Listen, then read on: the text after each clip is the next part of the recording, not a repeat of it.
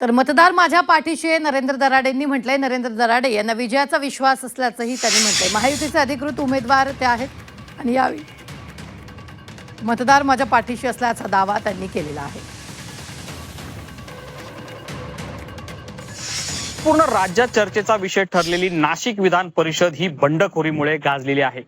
भाजप बंडखोर गोकुळ गीते यांनी महायुतीचे उमेदवार नरेंद्र दराडे यांच्या विरोधात दंड थोपटला आहे. मात्र मतदारांचा मला प्रतिसाद असून यावेळेस देखील विजय माझाच होणार असं नरेंद्र दराडे म्हणत आहेत. आपले प्रतिस्पर्धीचे उमेदवार आहेत गोकुळ गीते यांनी माघार घेतली नाही किंवा मी कुठलाही पाठिंबा देणार नाही असं जाहीर केलं. मात्र आज उपमुख्यमंत्र्यांची भेट घेण्यासाठी ते मुंबईला गेलेच. मला मुळीच कल्पना नाही त्या बाबतीमध्ये, कारण मी प्रचाराला सकाळी 6 वाजता गेलो होतो आणि आता घरी आलोय.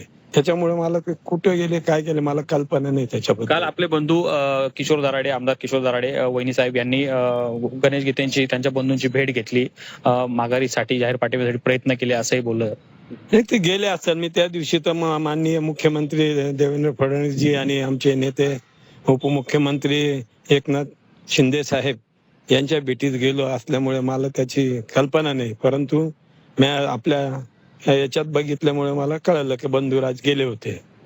काय वाटतं, आता शेवटचा प्रश्न घेतो, गणेश गोकुळ गीतेंचं आव्हान आपल्याला कितपत वाटतंय, विजय आपला कसा होईल? खरं तर मी माझी 6 वर्षाची कामाची पावती आहे. मी सतत संपर्कात राहून मालेगाव असेल, नाशिक असेल, या सर्व 11 नगर परिषद आणि 6 नगर परिषद यांच्याशी संपर्क असेल आणि मी जे काम केलेले आणि सतत त्यांच्या कामामध्ये हे 6 महिने मी त्यांचे काम केले आणि आज मी प्रचार करीत असताना जिथं जाऊन तिथं ऑप्शन करणं त्यांनी सांगितलं आणि भाऊ काळजी करू नका, विजय निश्चित आहे.